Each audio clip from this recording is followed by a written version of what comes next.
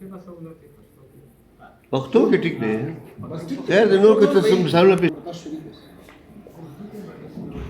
اردو کی بخی محمود صاحب فیضل اپنے مرزا عبد القادر بیدل پہ ان کی شاعری پہ ایک مستند اتھارٹی جو ہے وہ سمجھے جاتے ہیں، اور ہماری خوش قسمتی یہ ہے کہ ہم نے کو یہاں پہ موضوع کیا ہوا ہے کہ وہ مرزا عبد القادر بیدل کے حوالے سے، ان کی فکری میلانات کے حوالے سے، ان کے امتیازات کے حوالے سے یہاں پہ ہمارے شرکاء سے مزید گفتگو ہوں گے۔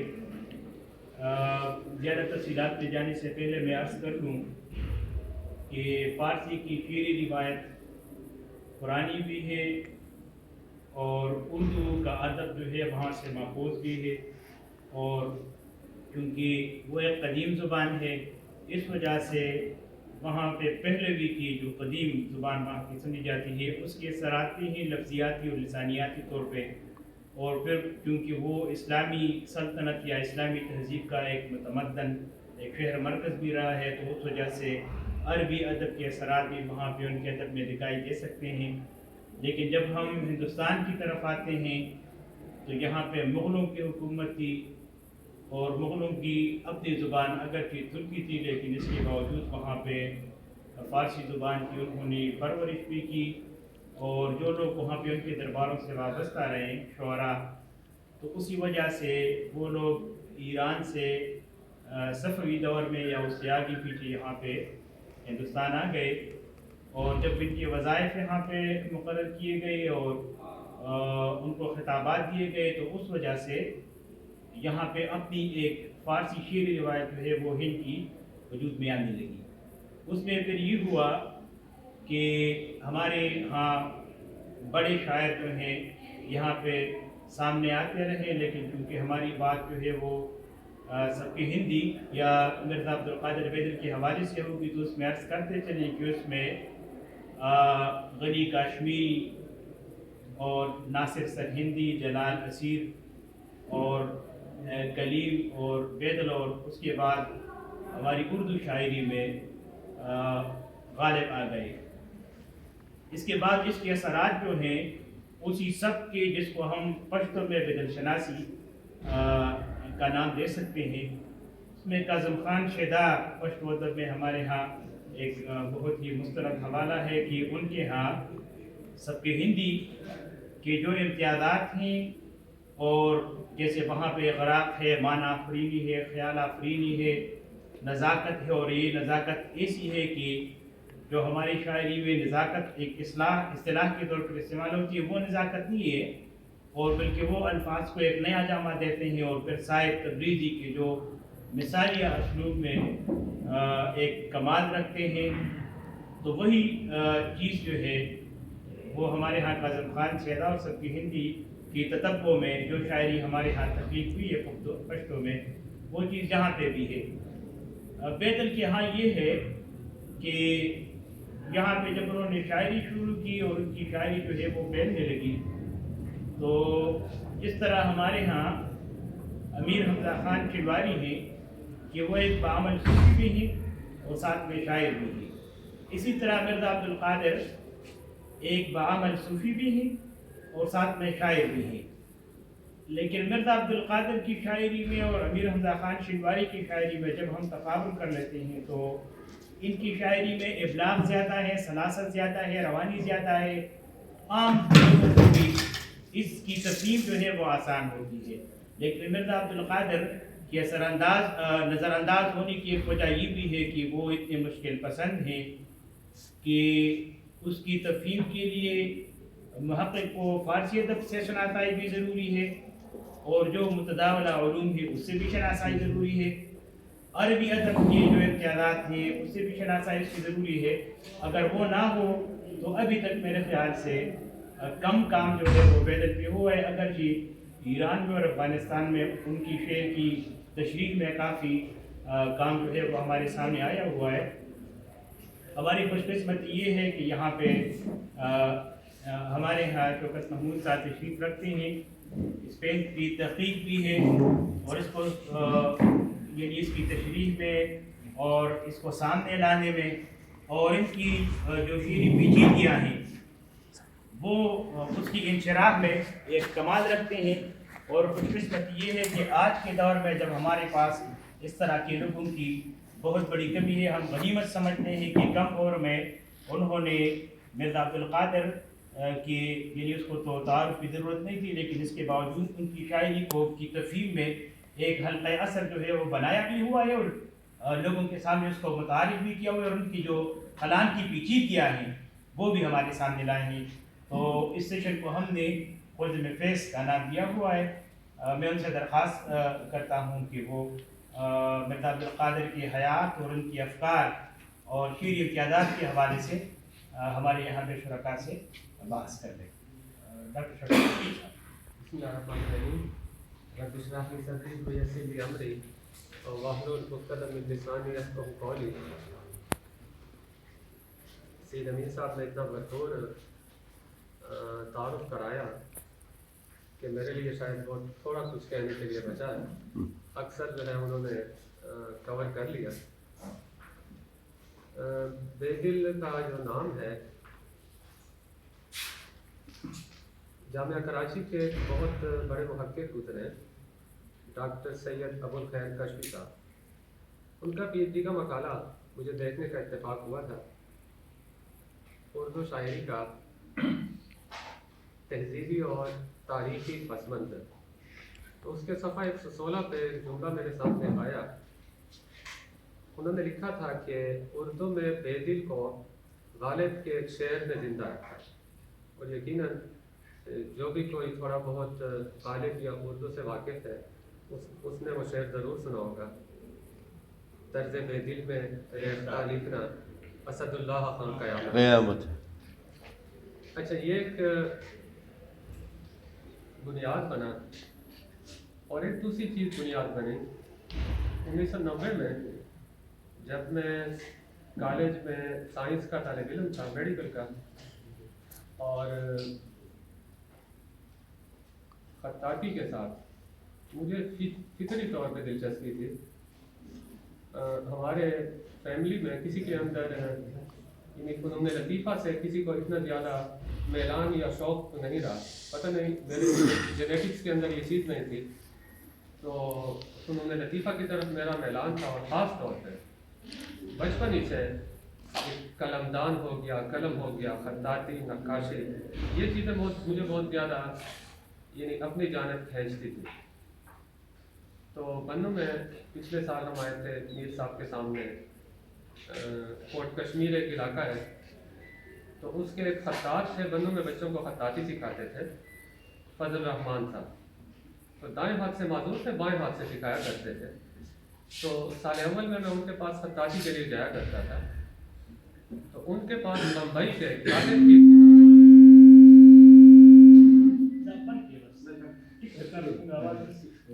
جی آواز پہنچ رہی ہے؟ یس یس۔ اچھا، تو بمبئی کے ایک کاتب تھے فیض کاتب، تو ان کی ایک خطاطی کی کتاب فیض نامہ، ان کے ہاں ان کے شعبارے پہ 1990 کی جولائی کا مہینہ تھا، مجھے دیکھنے کا اتفاق ہوا۔ تو اس نے اتفاق سے یہ ہم جس خط میں لکھتے ہیں جس پر نستعلیق کہتے ہیں، تو ایرانی نستعلیق کے جو ہندوستانی موجد ہیں یا اس کے اندر جو اختراع کرنے والے ہیں عبد المجید پروین اکرم، جنہوں نے علامہ اقبال کی کتابوں کے اولین ایڈیشن کی کتابت بھی کی، 1946 میں فوت ہوئے، تو ان کے ہاتھ کے لکھا ہوا ایک کتبہ تھا اس خطاطی کی کتاب میں، فیض نامہ میں۔ تو یہ دوسرا موقع تھا کہ مجھے وہ پڑھنے کا اور دیکھنے کا اتفاق ہوا۔ چمہ عشق شدی رہنما چه میجوئی، به بحر غوطه زدی ناخدا چه میجوئی، با ذوق دل نفسی توف خویش کن بے دل، تو کعبہ در بغلی جا بجا چه میجوئی۔ تو یہ شعر اس کے اندر خطاطی، بہترین خطاطی میں دیکھنے کا اتفاق ہوا۔ تو 2013 میں جب میں فیل کر رہا تھا قرطبہ یونیورسٹی سے، تو میرے جو نگران تھے، جن کے نام سے شہر فیصل آباد کو جانا پہچانا جاتا ہے، ڈاکٹر ریاض مجید صاحب، اور جنہوں نے اردو میں پہلا نعت پی ایچ ڈی کا تھیسس بھی لکھنے کا اعزاز حاصل کیا ہوا ہے، تو ان کے ساتھ بے دل کا ذکر آیا تو انہوں نے کہا کہ تو بے دل پہ کام کیوں نہیں کرتے؟ تو ایم فل اور اس کے بعد 2015 میں پی ایچ ڈی کے دوران تو میرے تقریباً 6 سے 7 سال اردو میں بے دل شناسی کی روایت جس کو میں نے کور کیا، کچھ تھوڑا ایم فل میں کیا، اس کے بعد پھر پی ایچ ڈی میں کیا۔ تو اس میں جو سب سے بڑا چیلنج تھا میرے لیے وہ مجھ سے تھوڑی غلطی بھی ہو گئی تھی کیونکہ مجھے اندازہ نہیں تھا، لیکن بعد میں نے کہا کہ اچھا ہوا، کبھی کبھی غلطیاں ایک بڑے کام کا پیش خیمہ بن جایا کرتی ہیں، کہ میں نے جب عنوان کا انتخاب کیا اردو میں بے دل شناسی کی روایت، حالانکہ مجھے اس وقت کے جو وائس چانسلر تھے انہوں نے اشارہ بھی دیا تھا کہ اس کو اگر پاکستان کر دیا جائے تو آپ کا کام جو ہے وہ تھوڑا سا شارٹ ہو کے تھوڑا سا لمیٹیشن اس کی بڑھ جائے گی، آپ کے لیے کام مواد کے لحاظ سے، میٹیریل تک رسائی کے لحاظ سے آپ کے لیے کام آسان ہو جائے گا، لیکن میں نے اردو ہی کو رہنے دیا۔ اس کے اندر یہ ہو گیا کہ بے دل 1720 میں فوت ہوتے ہیں اور ابھی 2020 تک یعنی 300 سال تو وہ ہو گئے، لیکن میں نے جب اپنا تھیسس جمع کرایا تو 2017 تک، تو یعنی 300 سال یہ ان کی وفات کو ہو چکے تھے۔ تو 300 سال میں اردو میں چاہیے تھا کہ بہت کچھ لکھا جا چکا ہوتا اور اردو بولنے والے سارے ہی علاقے تھے، تو اس کے اندر سب سے پہلا تو ہندوستان تھا کیونکہ وہیں پہ وہ پیدا ہوئے، وہیں پہ وہ فوت ہوئے، اس کے بعد پھر بنگلہ دیش بھی آ جاتا ہے، پھر پاکستان، تو اتنا بڑا ریجن، پورا سب کانٹیننٹ، اس کے اندر 300 سال میں کام اور اس کو جمع کرنا، اس تک رسائی حاصل کرنا، یہ ناممکنات میں سے تھا۔ تو یقین جانیے اگر میں اس بات پہ قسم بھی کھاؤں تو شاید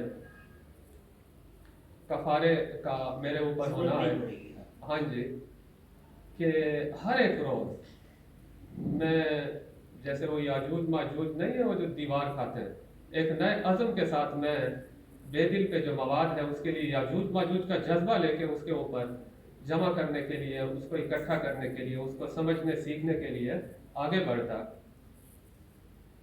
لیکن اس سے زیادہ جب میں اٹھتا تو پھر وہ دیوار اتنی کی اتنی ہی ہوتی، تو ایک دن بھی کوئی ایسا میرے اوپر نہیں گزرا بے دل شناسی کی روایت کو کور کرنے کے لیے کہ جس نے میرے عزم کا، میرے حوصلے کا امتحان نہ لیا۔ تو سب سے پہلے تو جب یہ میں نے آپ کو بتایا کہ میں نے ابو الخیر کشفی صاحب کی اس بات کو، یہ میرا ہائیپوتھیسس، یعنی میرے ریسرچ تھیسس کا ہائیپوتھیسس یہ تھا کہ اردو میں یہ جو بے دل شناسی ہے یہ غالب کی محتاج نہیں ہے، غالب کے شعر کی، بلکہ ہاں ایک چیز کا پس منظر میں ہونا، ایک چیز کا سطح پہ نہ آنا اور چیز ہے، لیکن کسی چیز کو بنیاد بنانا، کلیتاً کسی کو کریڈٹ دینا، یہ الگ چیز ہے۔ تو میں ان دونوں چیزوں کو الگ کرنا چاہتا تھا اور یہ دکھانا اور بتانا اور سمجھانا چاہتا تھا کہ بے دل کی اردو میں یعنی جو سیکھنے کی روایت ہے وہ ٹھیک ہے سامنے نہیں آئی، لیکن پس منظر میں ضرور پروان چڑھی ہے۔ آپ کو حیرت ہوگی کہ میں نے جب سارا مواد اکٹھا کیا، ہندوستان سے 3-4 کتابیں بڑی مشکل سے منگوائیں، وہ بھی ایک لمبی سٹوری ہے کہ کس طریقے سے رضا لائبریری رامپور سے 2 جلدوں میں ایک کتاب، ایک دوسری جو ہے دلی سے، مختلف جو ایک لکھنؤ سے، بڑی مشکل سے وہ کتابیں میں نے حاصل کی، اس وقت تک وہ نیٹ پر بھی نہیں تھی۔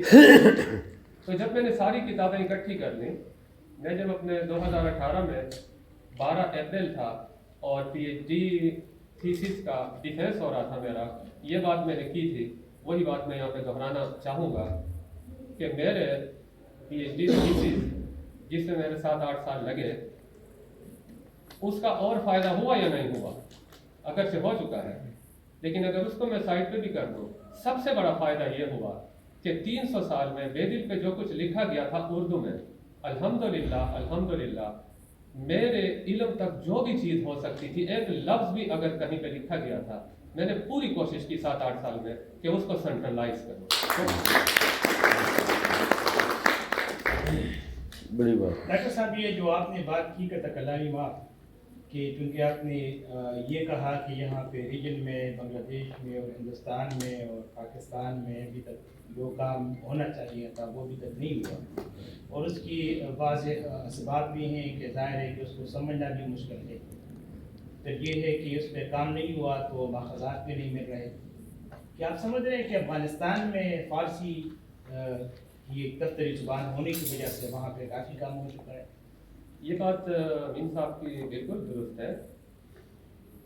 بات کو میں آگے بڑھانے لگا تھا، امین صاحب کی بات کو بھی میں ابھی بیچ میں شامل کروں گا کہ ابھی جو میں نے آپ کو بتایا کہ 1882 میں پہلی کتاب بے دل پہ سامنے آئی، پھر 1905 میں آئی، پھر 1952 میں آئی، تو یہ سلسلہ چلتا رہا۔ ابھی کشمیر راجوری سے ایک بندے ہیں غنی غیور، انہوں نے اپنی کتاب مجھے بھجوائی ہے، تو 2021 میں یعنی ابھی بھی کتابیں آ رہی ہیں، 2018، 2017، 2013 میں میری اپنی کتاب، 2018 میں میری دوسری کتاب، تو میری اپنی کتابیں 2 آ چکی ہیں۔ تو بتانا یہ چاہ رہا تھا، آپ کو یہ سن کے حیرت بھی ہوگی کہ 300 سال کی بے دل شناسی کی روایت پہ اردو میں اب تک صرف 26 کتابیں لکھی گئی۔ بہت حیرت کی بات ہے، چاہیے تھا اس پہ سینکڑوں کتابیں ہوتی ہیں۔ علامہ اقبال پہ اس وقت کتابوں کی تعداد 5000 ہے، ڈاکٹر سید تقی آبادی کی تحقیق کے مطابق۔ غالب پہ 1800 کتابیں لکھی جا چکی ہیں، میر پہ 850 لکھی جا چکی ہے، انیس پہ 250 کتابیں لکھی گئی ہیں، اور بے دل پہ صرف 26 کتابیں، اور آپ اس کو دیکھیں کہ 300 سال۔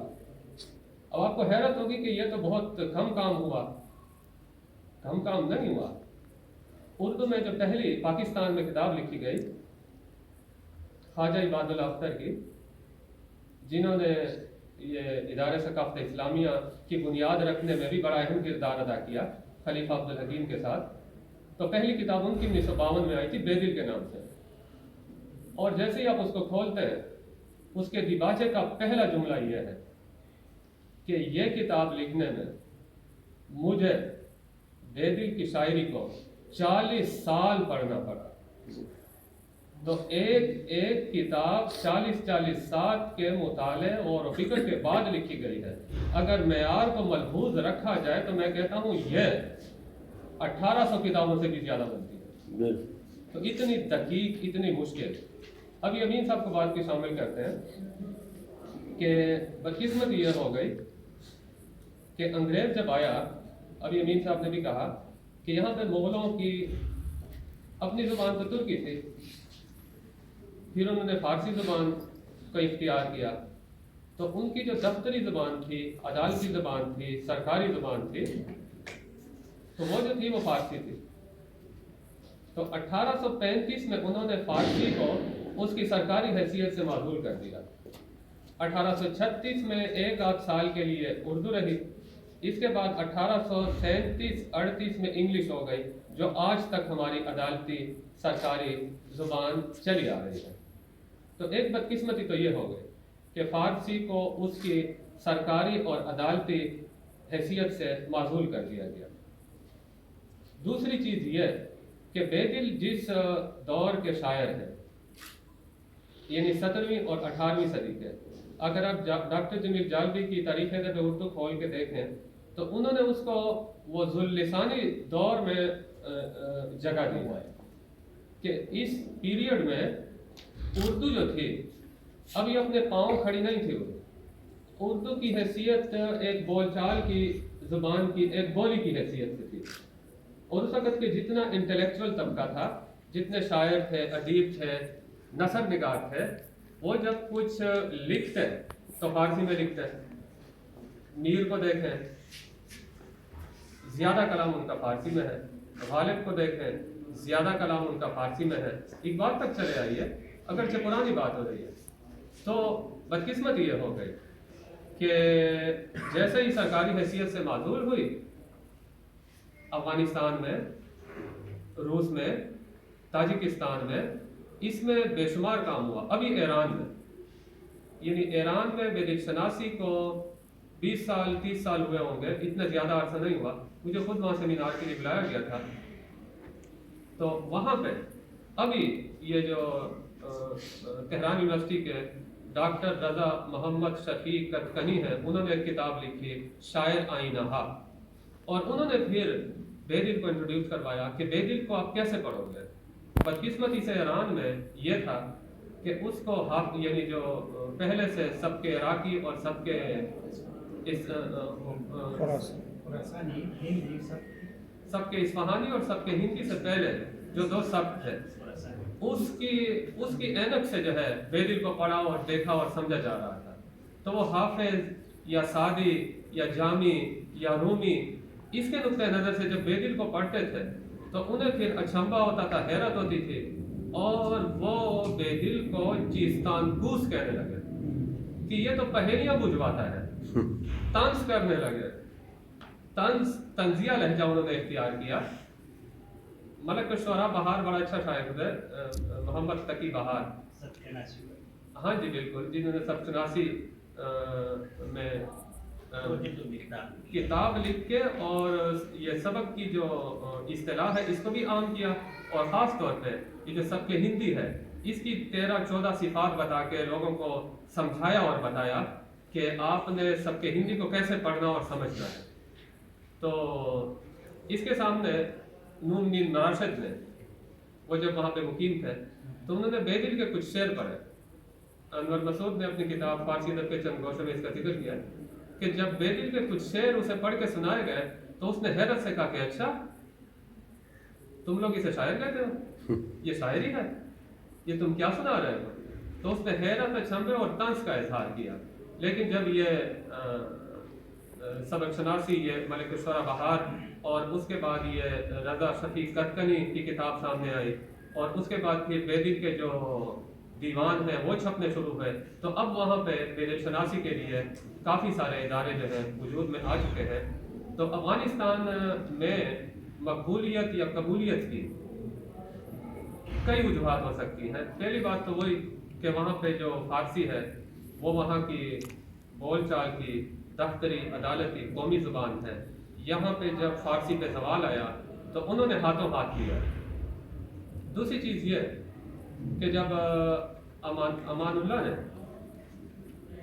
यहाँ के चंद स्कॉलर्स को वहाँ के दरसियात के निसाब की मुशावरत के लिए मदऊ किया, तो सर रास मसूद जो सर सैयद अहमद खान के पोते थे, और उसके साथ सैयद सलेमान नदवी, और उसके बाद अल्लामा इकबाल, ये जब अफ़गानिस्तान गए तो शेर अफ़गानिस्तान सैयद सलेमान नदवी की किताब है, तो उसमें भी आता है कि वहाँ पे जो बेदिल की गज़लियात थी वो कवाली के तौर पे गा के इनको सुनाए थे। तो ये अल्लामा इकबाल की वफ़ात से 3 माह पहले की बात है। इंटर कॉलेजिएट मुस्लिम ब्रदरहुड कॉलेज था, तो इन्होंने यौम गालिब मनाने की कोशिश की। तो इकबाल को कहा गया, तो इकबाल तो वहाँ पे देख आए थे कि हिंदुस्तान जो है यहाँ पे लोग गुलाम हैं, नफ्सियात, जहन, सोच, हर चीज़ के ऊपर ये कॉलोनियल असरात मौजूद हैं। और अफ़गानिस्तान भी देख आए थे कि अफ़गानिस्तान के अंदर हुर्रियत, वहाँ पे आज़ादी, तवानाई, क़ुव्वत, ताकत और आज़ाद रवी, उसकी नफ्सियात और जज्बात वहाँ पे मौजूद थे। तो अल्लामा इकबाल ने कहा कि भाई मनाना ही था तो फिर यौम गालिब मनाने की क्या ज़रूरत थी, यौम बेदिल मनाते। और एक जुमला कहा उन्होंने, बहुत अच्छा जुमला। उन्होंने कहा कि अब जब मना ही रहे हो तो इस ये जितनी भी डिस्कशन है इस चीज़ को बुनियाद बनाओ कि ये क्या वजह है कि गालिब का जो दीवान है वो गुलाम हिंदुस्तान में मकबूल है, और क्या वजह है कि बेदिल की जो शायरी है वो आज़ाद अफगानिस्तान में पढ़ी, गाई, सुनी और सुनाई जाती है। तो इसी बात को थोड़ा सा अगर आगे बढ़ाऊँ तो कराची यूनिवर्सिटी के प्रोफेसर, डॉक्टर, बड़े बड़े लोगों के प्रोफेसर और माहिर लिसानियात डॉक्टर अबुल लईस सिद्दीकी साहब, انہوں نے اقبال اور بیدل پہ بڑا اچھا ایک تقابلی قسم کا مقالہ لکھا. اس کے اندر بھی یہ چیز کی کہ بیدل چونکہ مغل تھا اور ڈاکٹر عبدالغنی نے لکھا ہے کہ مغلوں کی جو ایک قومی نفسیات ہوتی ہے اس کے اندر 3 چیزیں تھیں: عظمت، قوت اور آزادہ نبی. یہ مغلوں کی قومی نفسیات تھیں. یہ تینوں جو تھیں بیدل کے اندر موجود تھیں. تو بیدل بنیادی طور پہ، اگر میں شمس الرحمان فاروقی صاحب کا ایک جملہ یہاں پہ اٹھاؤں تو انہوں نے کہا ہے کہ بیدل جو ہے کسی نئی مابعد الطبیعات کا موجد نہیں ہے. یعنی اس نے کوئی بڑا نیا نظریہ انٹروڈیوس نہیں کیا، لیکن جو رائج اپنے دور کے 2 بڑے صوفی مکتب فکر تھے وہ دونوں کا بیک وقت ماہر تھا. یعنی ابن عربی اسکول آف تھاٹ سے بھی وہ پوری واقفیت اور آگاہی رکھتا ہے.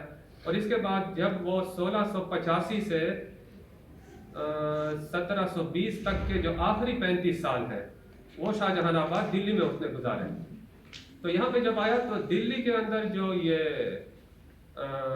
مجدد الافسانی کا، یہ وحدت الشہود کا جو اسکول آف تھاٹ ہے، اس سے بھی وہ واقف ہوا. تو اس کے ہاں وجودی اور شہودی دونوں اثرات پائے جاتے ہیں.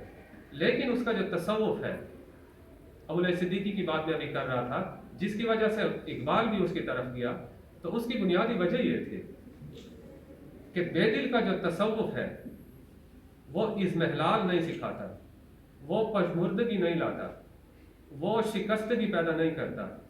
اس کے اندر وہ ایک ایسا استغراق نہیں ہے کہ جو دنیا کے ساتھ آپ کو کاٹ دے، جو دنیا سے آپ کو تعلق کر دے، بلکہ وہ کیا ہے، یہ رزم خیر و شر جو ہے اس کا ایک بھرپور نمائندہ ہے. وہ جو ہے یہ جو لہروں کا تلاطم ہوتا ہے زندگی کا، اس کو ساحل پہ بیٹھ کے نہیں دیکھتا، بلکہ وہ سمندر کی گہرائیوں میں غواصی کرتا ہے اور وہاں سے ایک حیات افروز ایسے موتی ڈھونڈ کے لاتا ہے جو آج بھی ہمارے کام آ سکتے ہیں. ڈاکٹر صاحب بڑی دلچسپ علمی گفتگو ہے اور ظاہر ہے کہ اس پہ آپ لگے رہیں گے تو اس کی حیات کی طرف بھی جائیں گے، افکار کی طرف بھی جائیں گے، اور جو اس کے زمانے کے افکار تھے وہ بھی ہمارے سامنے آئیں گے. یہ جو ڈاکٹر عبدالغنی صاحب نے انگریزی میں تحقیقی مقالہ لکھا، اور ظاہر ہے کہ اس کا اثر یہ تھا کہ پھر افغانستان میں وہی مقالہ فارسی میں شائع ہوا، کیونکہ اب یعنی افغانستان میں جو تحقیق کے زمن میں ہو رہی ہے تو وہ بھی ادھر ہی ہے. اس کا امپیکٹ جو ہے وہ کیا ہے ڈاکٹر غنی صاحب کی؟ ڈاکٹر غنی صاحب جو تھے وہ پہلے یعنی بیدل کی جانب، جیسے میں نے آپ کو کہا کہ اگر اس کا میں تھوڑا سا پس منظر بتا دوں تو شاید میرے محترم سننے والوں کے لیے زیادہ مفید مطلب ثابت ہو سکے کہ بیدل ایک ایسا مفکر، ایک ایسا شاعر، ایک ایسا انسان دوست، معلم، ایک ایسا حرکی صوفی، ایک ایسا بالغ النظر دانشور ہے جو کہ ہر دور میں بڑے سے بڑے شہر اور چھوٹے سے چھوٹے شہر میں اپنا قاری، اپنا لیڈر، اپنا شاعر اور اپنا عاشق پیدا کر دیتا ہے. اب کہاں مجھے موجودہ علامہ اقبال اوپن یونیورسٹی کا جو اردو ڈپارٹمنٹ کے وہ ہیں چیئرمین ہیں ڈاکٹر عبدالعزیز طاہر صاحب، تو انہوں نے مجھے کہا تھا کہ بڑے فخریہ انداز میں اور بڑے اعتماد کے ساتھ کہا تھا، میرے استادوں میں سے کہ بیدل پہ اردو یا پاکستان میں جتنا بھی کام ہوا وہ پوٹوہار میں ہوا ہے. یعنی ڈاکٹر عبدالغنی کا تعلق سرگودے سے تھا، اس کے بعد جو ڈاکٹر ظہیر احمد صدیقی ہیں وہ بھی لاہور سے، اس کے بعد جو غازی نعیم صاحب ہیں ان کا تعلق بھی انہوں نے بھی اسلام آباد میں بیٹھ کے تھیسس لکھا. لیکن الحمدللہ یہ KBK کے لیے بھی اللہ تعالیٰ نے یہ اعزاز شاید میرے لیے سنبھال رکھا تھا. میرا جب PhD کا تھیسس گیا، بہت ضخیم 1200 صفحات کا تھیسس تھا، تو وہ جب گیا علی گڑھ یونیورسٹی، تو ڈاکٹر سید محمد عقیل صاحب اس کے وہ تھے ایکسٹرنل ایگزامینر تھے، تو انہوں نے جو اس کے اوپر کامنٹ کیا تو یہ بات انہوں نے کی کہ یہ مقالہ تو ہندوستان میں اور خاص طور پہ علی گڑھ میں لکھا جانا چاہیے، یہ لندن کہاں پہ ہے اور یہ چیزیں کسے کہتے ہیں اور یہ پاکستان کہاں پہ ہے، چاہیے تھا کہ وہاں پہ ہوتا۔ تو یہی آپ کو بتا رہا تھا کہ اپنے وقت کے چھوٹے شاعر یا عام شاعر، یہ میں کہنا بھی چاہوں گا آخر میں، پیغام بھی دینا چاہوں گا اگر میرے محترم سننے والوں میں سے اگر کوئی شاعر بیٹھے ہوں کہ ان کے لیے بیدل کیا کام دے سکتا ہے۔ اپنے وقت کے جو بڑے بڑے انٹلیکچوئلس تھے، اپنے وقت کے جو بہت بڑے بڑے شاعر تھے، سعد اللہ شاہ گلشن جو کہ خواجہ محمد ناصر اندلیب کے پیر تھے اور جو خواجہ میر درد کے والد تھے، یہ شاگرد تھے، یہ اس کے شاگرد تھے۔ ولی نے استفادہ کیا، ڈاکٹر جمیل جال کی تاریخ میں لکھتے ہیں، غالب نے استفادہ کیا، اقبال نے، ابھی ذکر ہو رہا تھا کہ علامہ اقبال نے مولانا روم کے بعد اگر کسی کو مرشد کامل کہا ہے تو بیدل ہے۔ اور حیران کن بات یہ ہے کہ علامہ اقبال نے 1916 میں بیدل کے اوپر ایک مضمون بھی لکھا تھا انگلش میں، بیدل ان دی لائٹ آف برسان، اور اچھا الحمدللہ پھر مجھے ان لوگوں سے ملنے کا اتفاق ہوا جنہوں نے اس کو اردو میں ٹرانسلیٹ کیا۔ وہ کہانی سنا دوں تو ذرا دلچسپ ہے، پھر میں اپنی بات پوری کر سکوں گا۔ تو سر کلامی معافی، بیدل کی شاعری کی طرف افکار کی طرف کام ہمیں معلوم ہے، وہ تو ویکیپیڈیا میں اچھا چلے ٹھیک ہے، اس کا شعر، اس کا اسلوب اور اس کے کلچرل اثرات جو ہے اس کے بارے میں آپ کے لیے بہتر یہ ہوگا کہ اگر شعر سنا دیے جائے تو زیادہ شعر اور اس پہ اپنی تو وہ آپ کے لیے زیادہ بہتر ہوگا۔ زیادہ بہتر جبیر صاحب آپ نے کہا ہمارا یہ دوست ہے، ہم نہیں کہہ سکتے۔ ٹھیک ہے، نہیں بڑی بات یہ ہے کہ آپ لوگ کی دلچسپی قائم ہے میرے خیال میں، تو یہ بڑی بات ہے۔ اگر یہ اشعار تو ہے دائرہ کی زمین کی رائے کو مقدم سمجھتے ہیں۔ ایک بات ابھی آپ نے کی کہ یہ تو تحقیق کے حوالے سے آپ بات کر رہے ہیں، تو کام تو ہمیں ٹھیک ہے جی، میں سمجھ گیا، فکری تشکیلات کے حوالے سے بھی آپ نے بات کی نا، میں جی آپ کی بات سمجھ گیا۔ تو ڈاکٹر اقبال نے ظاہر ہے کہ ان سے استفادہ بھی کیا اور کہیں پہ ان کا ذکر بھی ہوئے گا، آپ نے اس کی ایک مضمون کی بات بھی کی۔ تو کیا یہ ہم سمجھ سکتے ہیں کہ ابھی آپ نے کہا کہ ان کے ہاں وحدت الشہود اور وحدت الوجود بیک وقت اس کی افکار ملتے ہیں اور اس پہ ایک استاد بھی ہیں، تو اقبال کے ہاں جو فکری نظام ہے یا جو لفظیاتی نظام اگر ہم اس کو نام دیں، تو اقبال کے زیادہ تر افکار خصوصاً زمان و مکان اور معاد اور باقی چیزوں کے حوالے سے وہاں پہ ماخوذ نہیں ہے ان کے افکار سے۔ اچھی بات ہے، میں امین صاحب کو مخاطب کرتا ہوں تو آپ کٹ جاتے ہیں، آپ کو مخاطب کرنے لگا ہوں تو نہیں، میں ان کی طرف ادھر بیٹھ جاؤں گا۔ اچھا نہیں اچھا، تو بات میں یہ کرنا چاہ رہا تھا، اقبال جو ہے وہ چونکہ بہت بڑا مفکر ہے، بہت بڑا شاعر ہے، تو اس کا جو استفادہ ہے بیدل سے وہ بہت متنوع قسم کا اور بہت ڈیپ قسم کا، بہت لطیف قسم کا ہے۔ میں 3-4 حوالے دے کے آگے بڑھنا چاہوں گا۔ پہلی بات یہ ہے کہ جب بھی آپ فلسفہ پڑھتے ہو تو فلسفے کی جو ابتدا ہوتی ہے وہ ایپسٹمالوجی سے ہوتی ہے، علمیات سے۔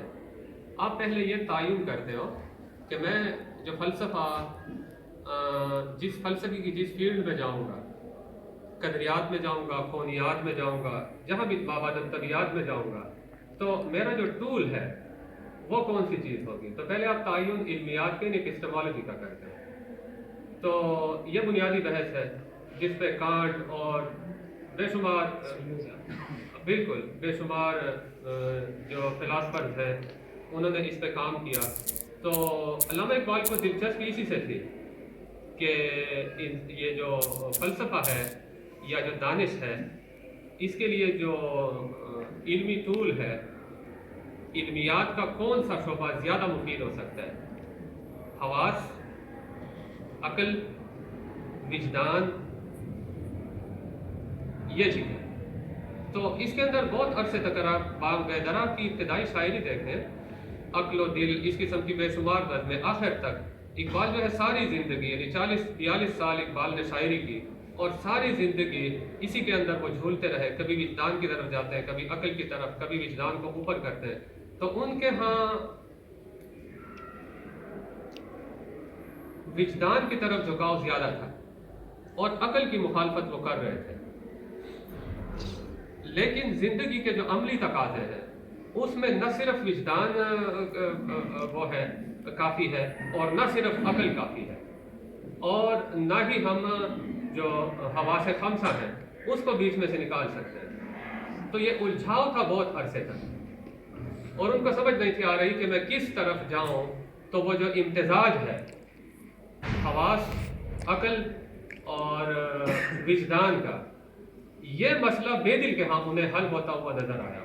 تو تب انہوں نے کہا کہ یہ بے دل جو ہے، انہوں نے، یہ میرے مرشد کامل ہیں کہ عرصے سے میں جس گتھی کو سلجھانے کی کوشش کر رہا تھا وہ بے دل کے ہاں باہر کا مالند کیا شفتگی خوشست ہر چند عقل کل شدہ ای بے جنو مباش، کتنا ہی تم عقل کی طرف کیوں نہ جھک جاؤ، وجدان سے کبھی غافل نہ ہونا۔ تو دونوں ضروری ہے۔ تو اقبال کا استفادہ ایک تو ایپسٹمالوجی میں ہوا، دوسرا ان کی ایک کتاب ہے، میں چاہوں گا کہ میرے تمام محترم جو یہاں پہ سامعین ہیں ان کے پاس ذاتی طور پہ ہونی چاہیے۔ اقبال ریڈنگ کا جو طریقہ ہے، ایک پیسیو ریڈنگ کہلاتی ہے، ایک ایکٹیو ریڈنگ کہلاتی ہے۔ پیسیو ریڈنگ یہ ہے کہ آپ کتاب پڑھو اور جو بھی چیزیں وہاں پہ سامنے آئیں ان کے ساتھ آپ ایگری ہوتے چلے جاؤ، یہ پیسیو ریڈنگ ہے۔ لیکن جو بڑے لوگ ہوتے ہیں وہ ایکٹیو ریڈنگ کرتے ہیں، پین پینسل لے کے اور مطالعہ کرتے ہیں، اور جہاں جہاں پہ انہیں کوئی اختلاف یا تائید کرنی ہوتی ہے صاحب کتاب سے تو اس پہ نوٹ کرتے چلے جاتے ہیں۔ تو اقبال کے جتنے بھی کامنٹس تھے مطالعاتی، وہ الگ ڈائری کی صورت میں ہمارے سامنے آئے، جس کو اسٹرے ریفلیکشن یا افکار پریشان یا شذرات فکر اقبال مختلف ناموں سے اردو میں ترجمہ کیا گیا۔ تو اس میں بے دل کے متعلق 4-5 جگہوں کے اوپر کوٹیشن ہمارے سامنے آتی ہے۔ اب میں دوسرا استفادے کا ذکر کرنے لگا ہوں۔ وہاں پہ علامہ اقبال کہتے ہیں کہ بے دل سے جو میرا استفادہ ہے وہ یہ ہے کہ مغربی افکار کو جذب کرنے کے بعد جب میں نے اسے تخلیقی غذا بنایا، جب میں نے اسے اپنی تخلیقات کے اندر سمویا، تو اس کے اندر مشرقیت کی روح جو ہے وہ کیسے قائم کرنی ہے، یہ مجھے بے دل نے سکھایا۔ بڑی بات ہے ماشاءاللہ جی۔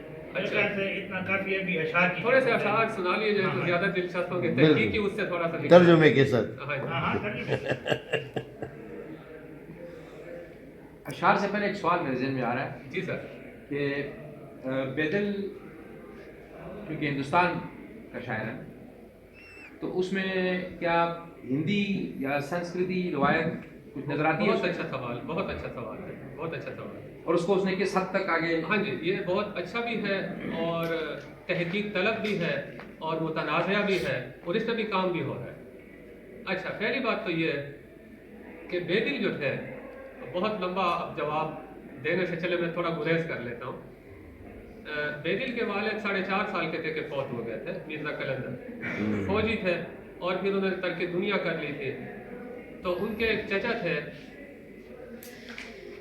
مرزا عبد الخالق والد تھے، مرزا قلندر ان کے چچا تھے۔ تو ان کی پرورش پھر مرزا قلندر نے کوئی 20 سال تک کی، یعنی باقی کے جو تقریباً 15.5 سال ہیں وہ ان کی چچا کے زیر سایہ انہوں نے تربیت حاصل کی۔ تو وہ مجذوب اور صوفی ٹائپ تھے۔ تو وہ ایک دن بے دل کے اسکول گئے انہیں دیکھنے کے لیے کہ کیا ہو رہا ہے۔ تو وہاں پہ جو 2 ٹیچرز تھے، یہ قافیہ اور ملا جامی وغیرہ پڑھ رہے تھے بے دل اس وقت۔ تو وہاں جب گئے تو 2 ٹیچر جو ہیں وہ کسی علمی مسئلے کے اوپر جھگڑ رہے تھے، اور ایسا جھگڑ رہے تھے کہ انہوں نے ایک دوسرے کو گالیاں دشنام اور ایک دوسرے کو داڑھی سے پکڑا ہوا تھا۔ تو مرزا قلندر نے اس سے یہ نتیجہ نکالا کہ جس علم کا نتیجہ دشنام اور لڑائی اور تانا اور یہ چیزیں ہوں تو وہ میرے بھتیجے کو کیا فائدہ دے۔ تو اسے وہیں سے اٹھا کے لے آیا۔ اچھا، پھر اسے کہا بے دل اور غالب میں مماثلت کی ایک بڑی وجہ یہ بھی ہے کہ دونوں نے ذاتی مطالعے سے استفادہ کیا۔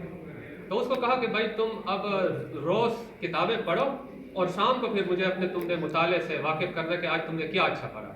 تو اس طرح جامی اور رومی اور سعدی اور حافظ اور اس طرح بے شمار لوگوں کو غالب پڑھتا بے دل پڑھتا تھا اور رات کو پھر چچا کو سناتا تھا. تو اس دوران اسے علوم اور فنون کے سیکھنے کا ذاتی شوق ہوا. تو اس نے پھر تصوف کو پڑھا. اس کے بعد پھر اس نے ہندی مائتھالوجی کو پڑھا. اس کے ہندو شاگرد بھی تھے. بے دل کے بارے میں جو اچھی ذاتی معلومات ہیں وہ اس کا جی بالکل اس کا جو شاگرد تھا بندرا بنداس کش گو ہندو تھا.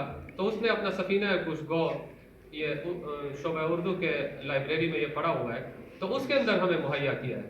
تو اس کے اندر وہ لکھتا ہے کہ اس کو پوری مہابھارت زبانی یاد تھی, رامائن پڑھتا تھا.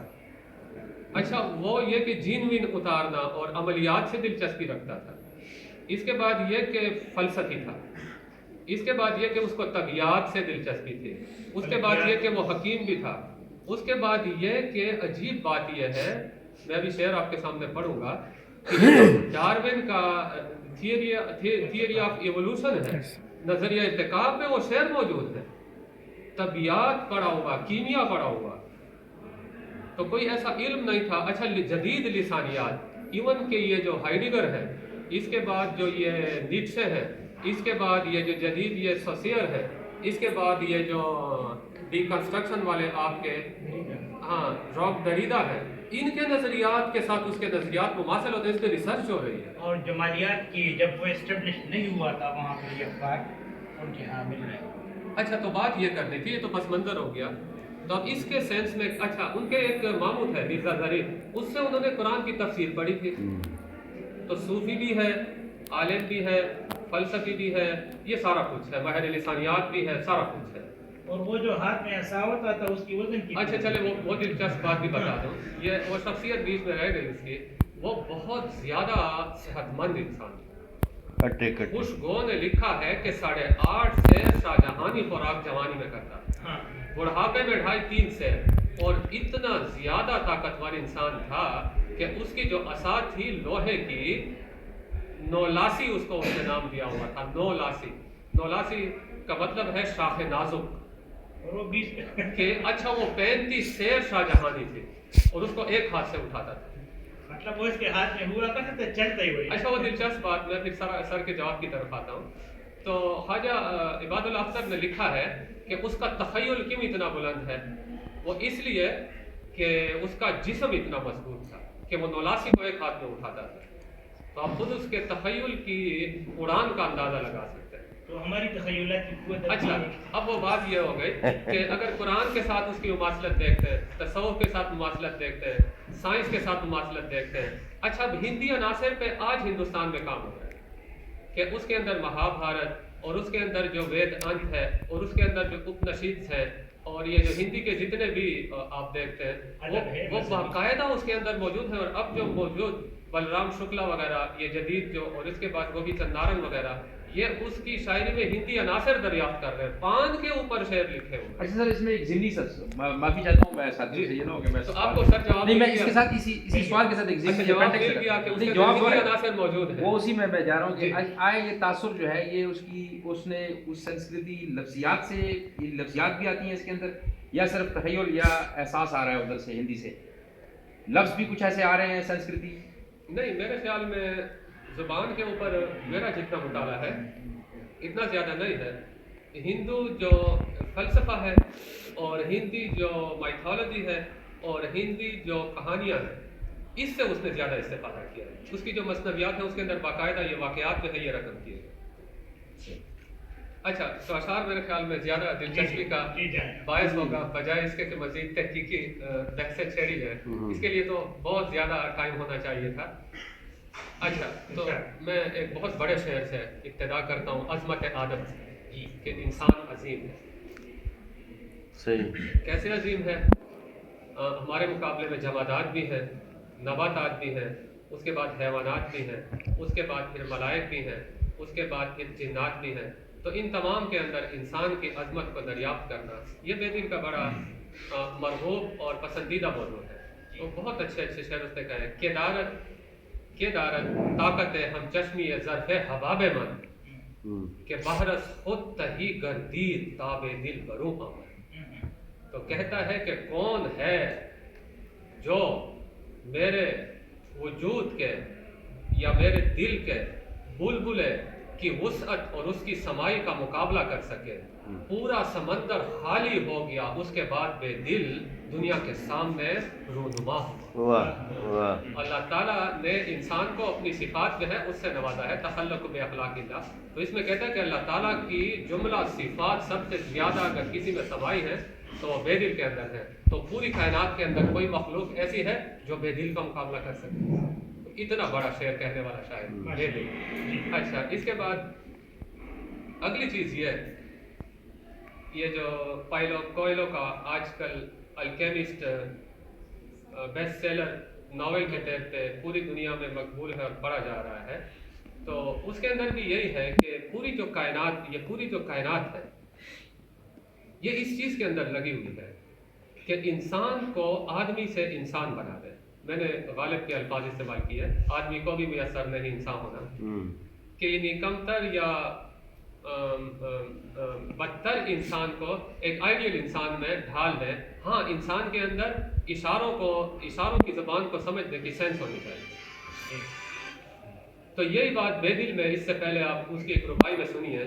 صد قطرہ و موج مہو طوفان گردن، صد قطرہ و موج مہو طوفان گردن، یعنی سینکڑوں قطرے اور لہریں یہ صرف ہو جاتی ہیں ایک طوفان کو لانے میں، کہ کس دریا گوہری نمایاں گردن، کہ دریا سے کوئی ایسی لہر اٹھے جو کہ صدف کے اندر موتی کی پرورش کر سکے. فطرت عمری کنت تک و تازہ ہوس، سینکڑوں سال تک فطرت کوشش کرتی رہتی ہے، کوشش میں سر کھپاتی رہتی ہے. ٹھیک ہے، فطرت عمری کنت تک و تازہ ہوس تا نقش ادب بندہ دو انسان کرتا ہے. اس کے بعد کوئی اعلیٰ انسان دنیا میں وجود پذیر کرتا ہے فلک برس. بالکل. میر کا استفادہ اگر آپ شعر شورانگیز دیکھیں تو اس کے ساتھ لکھا ہوا ہے شمس رحمان فاروقی نے کہ ہزاروں سال نرگس اپنی بے نوری پہ روتی ہے. اچھا، آپ نے وہ چھیڑ دیا تو اب آپ چھیڑ دیا. اچھا، اگلی بات یہ ہے، ایک دلچسپ واقعہ یاد آ گیا. ایک نواب تھا. اچھا، نوابوں کے ساتھ تعلقات تھے اپنے وقت کے جو بڑے بڑے نواب تھے. اچھا، جو اورنگزیب عالمگیر تھا اس نے اتنی زیادہ 40 سال تو وہ دکن میں مصروف رہا، اس کے باوجود بے دل کا دیوان لے کے اس نے پڑھا اور اپنے خطوط میں اس کے 3 شعر استعمال کیے. اچھا، بات یہ کر رہا تھا کہ ایک نواب آیا کرتا تھا علی گڑھ میں 1981 میں کتاب لکھی گئی مرزا بے دل، اور سر اس میں یہ ہندی عناصر کی بات زیادہ ہے. پروفیسر نبی ہادی، بہت اچھی کتاب لکھی گئی ہے. اگر میرے محترم سننے والے، اکس پبلیکیشن لاہور نے اب دوبارہ سے شائع کی ہے، 1981 میں لکھی گئی. تو اس نے لکھا ہے، بہت لمبا چوڑا نام ہے، ابھی میں نام لوں گا، میر قمر الدین شاکر نظام الملک آصف جار. یہ ایک نواب تھا. اچھا، وہ آتا تھا رات کو 11-12 بجے فارغ ہو کے، تو 2-2 بجے تک پھر بے دل سے اس کے شعر سنتا تھا. اور جب آتا تھا تو نبی ہادی نے لکھا ہے کہ پہلا مطالبہ اس کا یہ ہوتا تھا بیٹھ کے ساتھ کہ حلوہ بیضہ مرغ کھلائیے، یعنی سوجی کا حلوہ کھاتا تھا لیکن اس میں انڈے شامل ہوتے تھے. یہ اس کا مطالبہ ہوتا تھا. پھر اس کے بعد وہ بے دل کے شعر سنتا، بے دل کا قدردان تھا. تو آگے چل کے جب اسے دکن کی گورنری آفر ہوئی، دکن کا گورنر بنا دیا گیا، تو اس کو اپنے استاد کا جو وہ تھا وہ یاد تھا، جو اس کے جو حقوق ہیں وہ یاد تھے. تو جیسے ہی وہ دکن گیا اور اس نے چارٹ سنبھالا تو پہلا خط اس نے بے دل کو لکھا کہ اب آئی ہے بطور گورنر کے سرکاری اعزاز کے ساتھ آپ کی جو خدمت ہے وہ بجا لائی ہے. تو بے دل اس وقت کافی بوڑھا ہو چکا تھا. تو بے دل نے اسی خط کا جواب دیتے ہوئے جواب صرف ایک شعر میں دیا، اور وہ میں کہتا ہوں کہ میرے محترم سننے والے وہ شعر یہاں سے ضرور اپنے ساتھ لے کے جائیں کہ دنیا گر دہند نجم بم سے جائے خیش، اگر پوری دنیا بھی مجھے دو گے نا تو میں اپنی جگہ سے نہیں ہلوں گا. اس کا استغنا دیکھیں، مغلوں کا استغنا، مغلوں کا تجمل، مغلوں کی عظمت، توانائی سے ایک شعر کے اندر. میں کہتا ہوں بے دل کا ایک شعر بھی آپ سیکھ لیں تو آپ کے لیے کافی ہے. دنیا گر دہند، اگر پوری دنیا بھی تم مجھے آفر کرو گے، نجم بم سے جائے خیش، میں اپنی جگہ سے اسے لینے کے لیے ہلوں گا بھی نہیں. کیوں؟ من بستام عنایت کنات بپائے خیش. میں نے اپنے پاؤں پہ کنات کی مہندی لگائی ہوئی ہے. تو پاؤں پہ کنات مہندی من الخرقی لاندې اتلسته اس سے ریلیٹڈ رحمان بے بابا. دل کا ایک شعر سنا اس کے استغنا کے مطابق. جی امروز درهای فردوس وابود امروز از از بے دماغی گفتم فردا. بہت اچھا، بہت اچھا. تھوڑا سا ایک اور رومانوی شعر پھر اس کی نزاکت خیالی کی طرف آتا ہوں. ہر کو جان ناز سر بر آرد نیاز ہم پائے کم نہ دارد. جہاں بھی محبوب کے ناز نے سر اٹھایا ہے نیاز نے بھی آگے بڑھ کے اسے خوشامدید کہنے میں کبھی کمی نہیں کی. تو وہ خیرامی و صد تغافل، تم چلتے ہو تو سینکڑوں قسم کے نہیں تغافل، یعنی ایسے چلتے ہو کہ تم عاشقوں کو توجہ نہیں دیتے. تو ہاں جی، تو ہزاروں تجاہل عارفانہ. بالکل جی، تو ہزاروں قسم کی بے توجہیاں تمہارے ساتھ جلوں میں چلتی. واہ ٹھیک ہے نا. اور من نگاہیں اور صد تمنا، اور میری آنکھیں اور اس میں سینکڑوں تمنائیں جو ہیں وہ بھی تمہیں تھے. واہ اچھا، بہت اچھا اس کی نزاکت خیالی، بہت اچھا شعر، بہت اچھا شعر. سر یہ نزاکت خیالی ہے کہ نازک خیالی ہے؟ دونوں ٹھیک ہے. دونوں ٹھیک ہاں جی، دونوں ٹھیک ہے. اچھا. ہاں جی. اچھا اگلا شعر اب سنیے. در حیرتم براحت منزل چسان اسد. در حیرتم براحت منزل چسان اسد.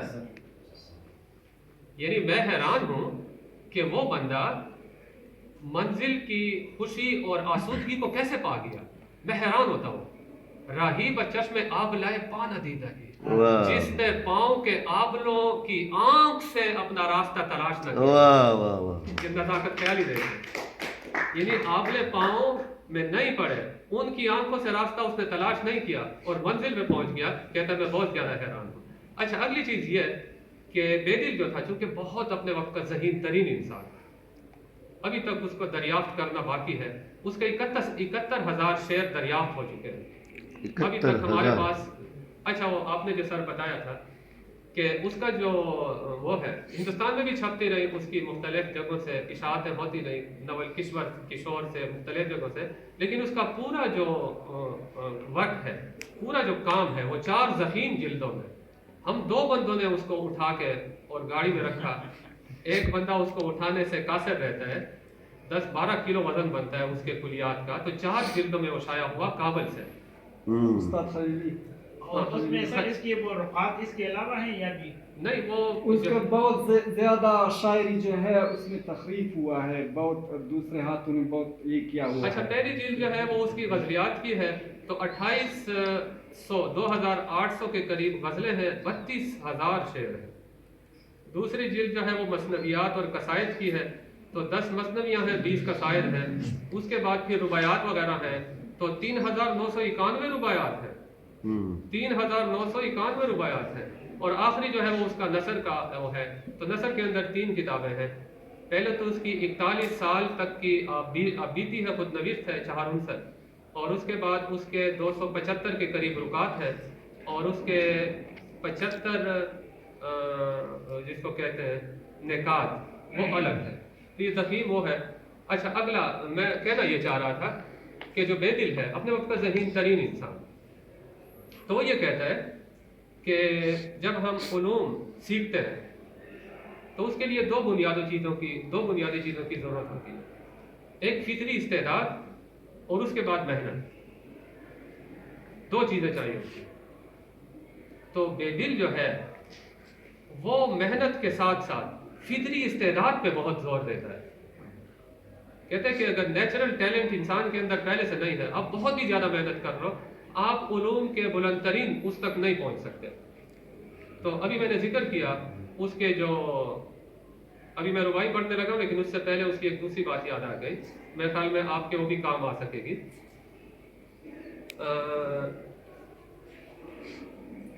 اس نے یہ 4 عنصر میں لکھا ہے کہ ایک مکمل انسان کے لیے 3 چیزوں کا ہونا ضروری ہے: قوت جسم، قوت عقل اور قوت روح۔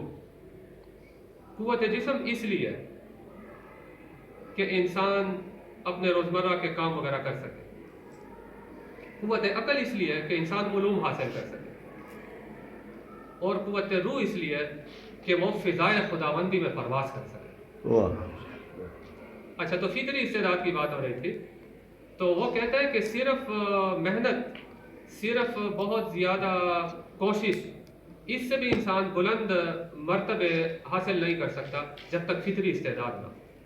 تو اس پہ بہت اچھی ربائی ہے اس کی، جی تا استعداد ہوش سامان نہ شود، تا استعداد ہوش سامان نہ شود، یعنی جب تک فطرت نے آپ کے اندر استعداد کا سامان پیدا نہیں کر دیا، از جوہد کسی صاحب عرفان نہ شود، کوشش سے انسان صاحب عرفان نہیں بن سکتا۔ ابھی مثال دیکھی ہے، وہ بہت خوبصورت ہے: 100 سال اگر ہلکا زند بردری چشم، انداز نظر نصیب مشگان نہ شود۔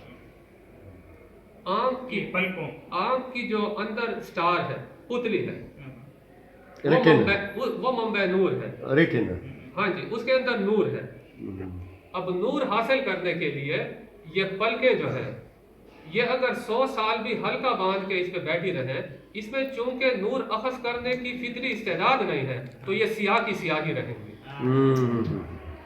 اب نزاکت کی آپ کو میرے خیال میں تھوڑا سا احساس ہوا ہوگا۔ اچھا، اگلی چیز، ایک رومان بھی بڑا اچھا شعر: جی، چے نیرن گست یارب بر کے دیرستان الفت را، ٹھیک ہے، کہ چے نیرن گست یارب بر کے دیرستان الفت را، کہ من می سوزم ہو بوئے تو می آیت سے داغے من۔ کہتا ہے کہ یہ محبت کا جو آتش کدہ ہے، یہ بھی اپنے عجیب ہونے میں مثال نہیں رکھتا۔ وہ اس لیے کہ اس میں جا کے جب آگ سے میں جلتا ہوں تو میرے داغوں سے بو تمہاری آتی ہے۔ محبت کا آتش کدہ جب مجھے جلاتا ہے تو حیرت کی بات یہ ہے کہ جلتا تو میرا وجود ہے، لیکن اس میں سے خوشبو تمہاری کہاں سے آتی ہے؟ عجیب ہے یا نہیں؟ اچھا، اگلا شعر میں پڑھنے لگا ہوں۔ اب بہت چونکہ وہ فطری استعداد بھی تھی، محنت بھی بہت زیادہ کی تھی۔ میں جب ایم فل کر رہا تھا تو اس کا ڈیفینس کرتے ہوئے میں نے ایک بات کی تھی، اسی کو دہراؤں گا کہ بے دل ایک شعر پہ جتنی محنت کرتا ہے، آج کا شاعر شاید پورے دیوان پہ اتنی محنت نہ کرتا ہوں۔ اتنی زیادہ محنت کے بعد اتنا پرفیکٹ شعر کہنے والا شاعر بے دل، تو وہ اس کو یہ احساس تھا کہ دنیا کے جو عام لوگ ہیں وہ اتنے زیادہ نہ تو فطری استعداد کے مالک ہیں، نہ محنت کرتے ہیں، اور وہ بہت سطحی قسم کی استعداد اور ذہنیت کے حامل ہیں۔ تو وہی یہ ہمارے جو احمد فراز ہیں، یہ بھی بے دل سے متاثرین میں سے تھے، کیونکہ انہوں نے بھی ہمیں فارسی کر رکھا تھا۔ بے دل پہ انہوں نے شعر بھی کہے ہیں، اور وہ کہتے ہیں نا کہ آئینے بیچتا ہوں میں اندھوں کے شہر میں، تو وہی والی بات بے دل کے ہاں موجود ہے۔ تو اس نے کہا کہ از بس ہم جا انجمن کورا ہوں، کہتا میں جہاں بھی گیا اندھوں ہی کی محفل کو میں نے اپنے سامنے پایا۔ میں جہاں بھی گیا اندھوں ہی کی محفل نے میرا استقبال کیا۔ از بس ہم جا انجمن کورا ہوں، ماں سرما شدیم و چشم کس باز نشد، کہتا میں سرما ہو گیا، ان کی آنکھوں میں لگ گیا، لیکن کسی کی آنکھ نہ کھل سکی، کسی کی بصارت اور بصیرت میں اضافہ نہ ہو سکا۔ تو اس کو یعنی اپنے دور کے مزاجی کا احساس تھا۔ اچھا، خود احتسابی اور خود تنقیدی۔ اچھا، وہ یہاں پہ سب کے ہندی کا ذکر ہوا کہ سب کے ہندی کے جو شاعر ہیں ان کی ایک معروف ٹیکنیک، جیسے مثالیہ کا ذکر کیا، تمثیلیت جسے کہتے ہیں، کہ ایک مصرے میں وہ کوئی دعویٰ کرتے ہیں، دوسرے میں دلیل دیتے ہیں، اور وہ دلیل جو ہوتی ہے بالکل سامنے کی، ایک عام مشاہداتی دلیل دیتے ہیں۔ تو بے دل چونکہ سب کے ہندی کے شاعر تھے، ان کے بہت سے اچھے اچھے شعر ہیں جو آج بھی ہمیں کام دے سکتے ہیں۔ میں اپنے تمام سننے والوں کو مخاطب کروں گا کہ بے دل ہمیں کہتا ہے کہ اس دنیا میں بہت سے لوگ ہوتے ہیں جو اپنا کام نکلوانے کے لیے، غرض کے لیے بہت زیادہ خوش اخلاقی کا مظاہرہ کرتے ہیں، تو کہتے ہیں اس وقت ان کی خوش اخلاقی سے بچنا چاہیے، اور اس کے لیے جو اس نے دلیل دی ہے وہ بہت خوبصورت ہے، بہت اچھی دلیل اس نے دی ہے۔ وہ کہتے ہیں اماخا از گزند خلق در گرم اختلاطی ہا، کہتے ہیں جب لوگ تم سے بہت زیادہ گرم جوشی دکھائیں نا کسی، ہاں، تو اس وقت ان کے اختلاط سے ڈرو۔ کیوں ڈرو اس وقت؟ کہ اقرب بیشتر در فصل تابستان شود پیدا، اس لیے کہ سارے بچھو گرمیوں کے موسم میں پیدا ہوتے ہیں۔ اچھا، ایک اور دلچسپ سے مجھے یاد آ رہا ہے، وہ کہتے ہیں کہ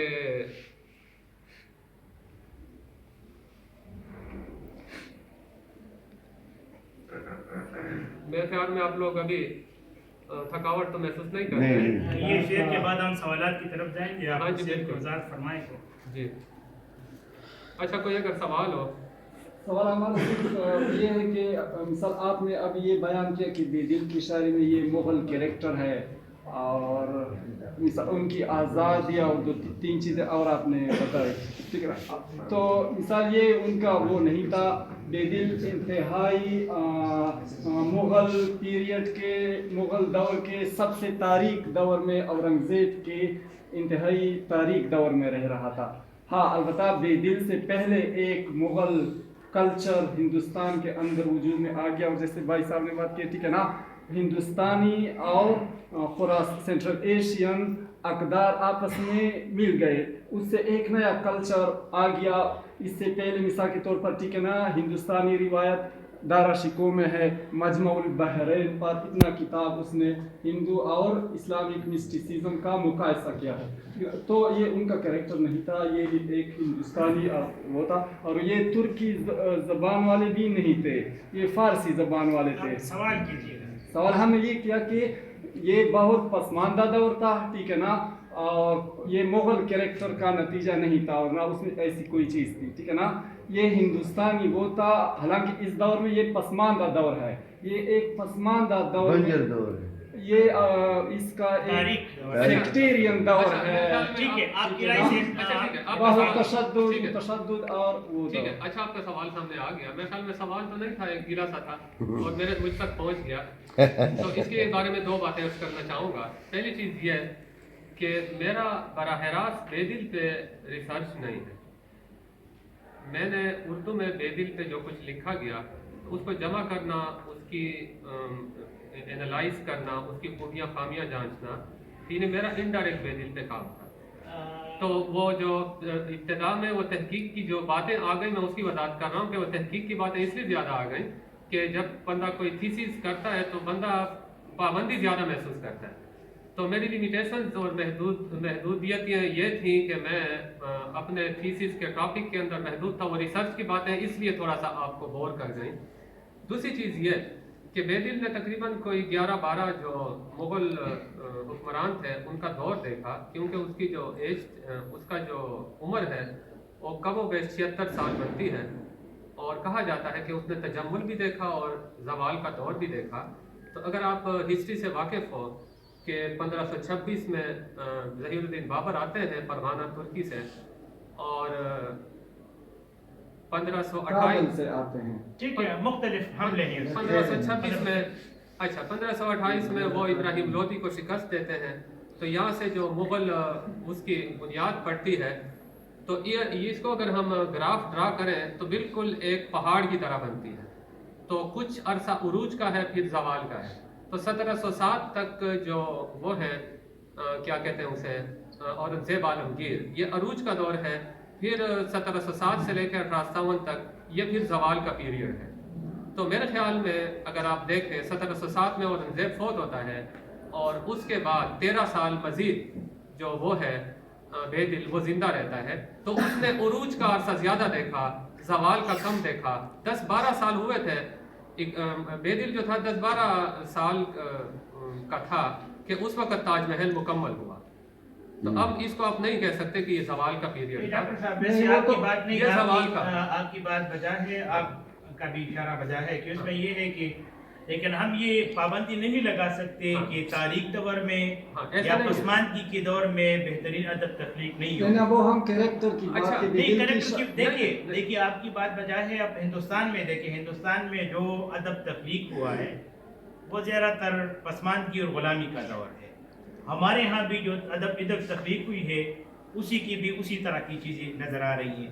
ہمارے پاس ٹائم کم ہے اور کسی اور سیشن کا بھی انعقاد ہونا ہے. 5 منٹ جی اچھا تو میں کہنا یہ چاہ رہا تھا آپ ہی کہ اس میں کہ اس نے عروج زیادہ دیکھا, زوال کم دیکھا. اور دوسری بات یہ ہے کہ بیدل کا جو ذاتی اخلاق تھا, بیدل کا جو ذاتی وہ تھا اخلاق تھا, وہ گرا پڑا نہیں تھا.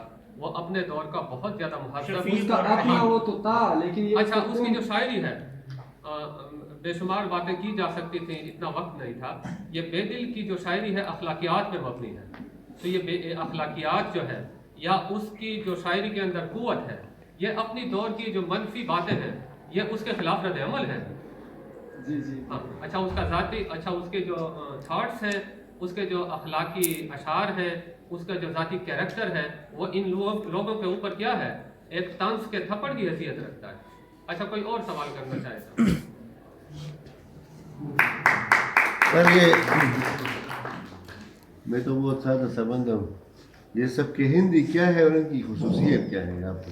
سر اس پہ پورا سیشن کر چکے ہیں. نہیں صرف بس بھی کسی نے بتایا نہیں, اختصار سے آپ سمجھائیں. اختصار سے وہ کچھ نکات ہمیں بتائیں. اچھا جی, بنیادی بات یہ ہے کہ اگر آپ ادبیات کے طالب علم, یہ پروفیسر ڈاکٹر زبیر حسرت صاحب, اچھا جی, اور ان کی 70 کتابیں شائع ہو چکی ہیں. یہ اتنا سادہ نہیں ہے, یہ بڑا رنگین ہے ویسے. تو میرے لیے بڑے فخر کی بات ہے, ان کا نام سن رکھا ہے.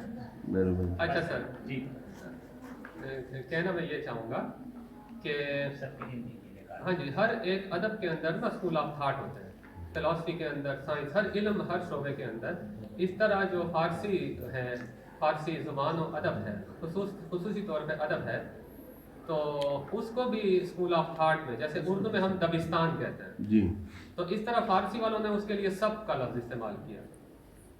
سب کی ہندی, ہاں سب کو آپ کہہ سکتے ہیں اسٹائل, جی, انداز.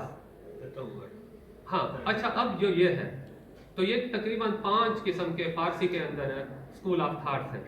ابھی سب کے بعض گشت ادبی آخری ہے, اس سے پہلے جس دور کا ذکر میں نے کیا یہ سب کے ہندی ہے, اس کے بعد سب کے عراقی, سب کے اصفہانی, سب کے خراسانی وغیرہ, تو 5 قسم کے سب ہیں. اچھا اب یہ جو ہے اس کے اندر علاقہ, اس کے اندر زبان, اس کے اندر موضوعات, یہ ساری چیزیں اس کے اندر آ جاتی ہیں. اچھا تخیل, ٹریٹمنٹ, ہر قسم کی بات اس کے اندر آ جاتی ہے. جی ہاں, اس پہ جو ذکر کیا 2 جلدوں میں, یہ ملک الشعراء بہار کی کتاب ہے فارسی میں, سب شناسی. جی, اچھا تو ہم جس دور کا ذکر کر رہے تھے, جس میں بابا فغانی سے لے کے اور غالب تک یہ تمام شعراء اس میں آ جاتے ہیں, تو یہ سب کے ہندی کے. اچھا پھر سب کے ہندی کو جاننا اس لیے بھی ضروری ہے, ایک تو بہت اچھی شاعری ہے اخلاقی لحاظ سے, اس سے واقفیت ضروری ہے. دوسری چیز یہ کہ سب کے ہندی کو اس لیے پڑھنا چاہیے کہ اردو کے جو شاعر ہیں, خاص طور پہ غالب وغیرہ یا مومن وغیرہ یا بے شمار شاعر ہیں, تو وہ بھی سب کے ہندی سے متاثر ہیں. اور تیسری چیز یہ کہ ان کے اثرات پشتو تک پہنچے. عبدالحمید بابا, قادم خان شہدا, بے شمار لوگ ایسے ہیں, ہاں, تو ان کے اوپر بھی ان کے اثرات ہیں. کامگار خان کھٹک. اچھا اب تیسری بات یہ ہے, تیسرا نقطہ یہ کہ سب کے ہندی کے اندر وہ کون سی چیزیں ہیں جس کی وجہ سے اس کو سب کے ہندی کہا جاتا ہے؟ خصوصیات. جی خصوصیات. تو اس کے اندر پہلی چیز یہ کہ یہ فکر کے شاعر ہیں, جذبات کی نسبت فکر کے. دوسری بات یہ کہ یہ لسانی سطح پہ لسان ساز ہے, نئی تراکیب وضع کرتے ہیں.